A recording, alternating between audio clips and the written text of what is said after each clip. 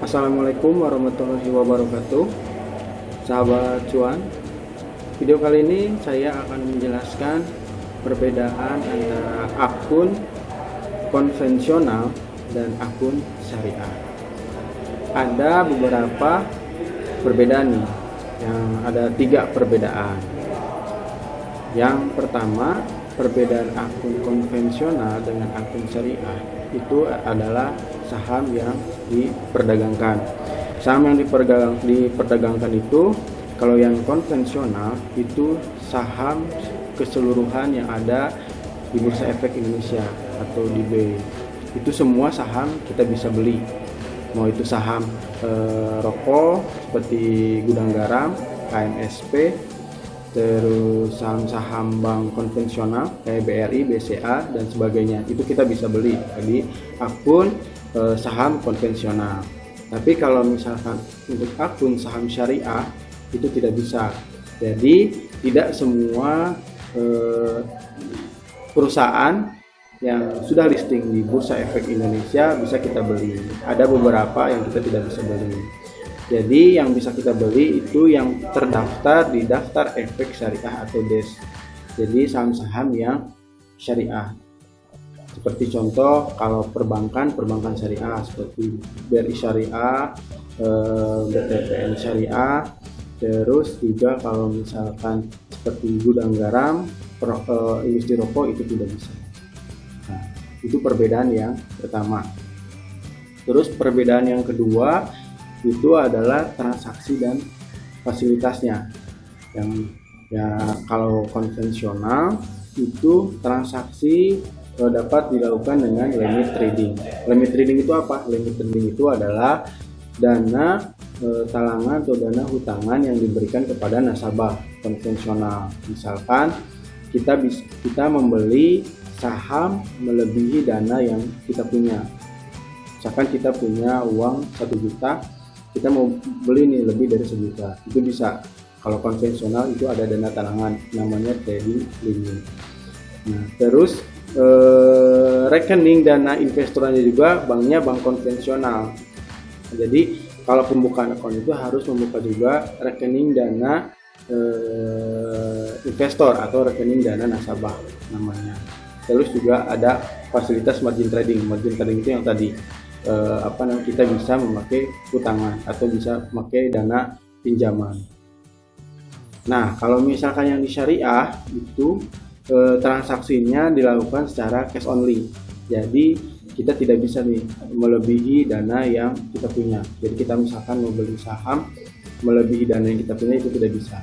Karena secara syariah itu hutang itu adalah riba.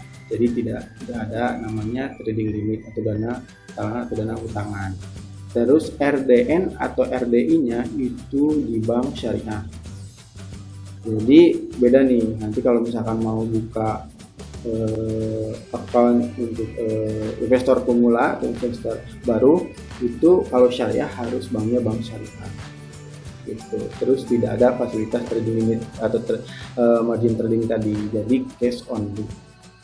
Terus yang ketiga itu pengawasannya juga sebenarnya hampir sama, cuman untuk syariah itu ada penambahan. Kalau misalkan konvensional itu pengawasannya oleh OJK dan Bursa Efek Indonesia. Kalau misalkan yang syariah itu dari OJK, Otoritas Jasa Keuangan, Bursa Efek Indonesia, dan DPS. DPS itu apa? Dewan Pengawas Syariah. Jadi untuk yang mau buka akun syariah nih jangan takut nih, ada nih Dewan Pengawas Syariahnya. Jadi ada fatwa-fatwanya juga. Jadi halal untuk investasi di saham-saham syariah di Bursa Efek Indonesia. Terus saya juga mau menjelaskan nih, banyak juga yang menanyakan bagaimana sih kalau misalkan saham syariah saya keluar dari daftar efek syariah. Nah, saya jelaskan daftar efek syariah itu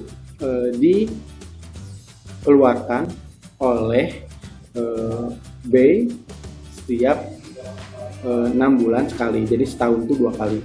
Jadi biasanya per bulan Juni dan Desember. Jadi pasti ada yang masuk dan ada yang keluar dari saham daftar efek syariah. Kalau misalkan keluar dari daftar efek syariah, itu bagaimana caranya?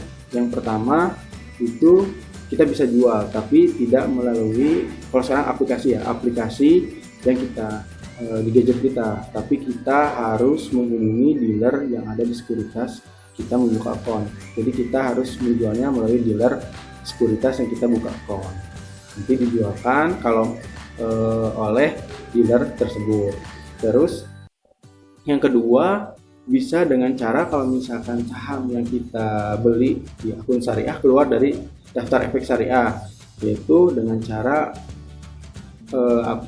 cara memindahkan saham tersebut ke akun konvensional sahabat cuan semua. Jadi kalau misalkan punya dua akun, soalnya bisa nih dua akun syariah dan konvensional. Misalkan keluar nih yang di syariah sahamnya, saya pindahin ke akun konvensional, itu juga bisa. Jadi nanti dipindahkan terlebih dahulu ke akun konvensional, terus nanti dijual di akun konvensional sahamnya, gitu. Itu mungkin tata cara kalau misalkan saham kita keluar dari daftar efek syariah. Nah, dan sebelumnya juga saya menjelaskan ada 3 perbedaan. Jadi sahabat cuan semua mau buka akun mana sih, konvensional atau syariah? Sebenarnya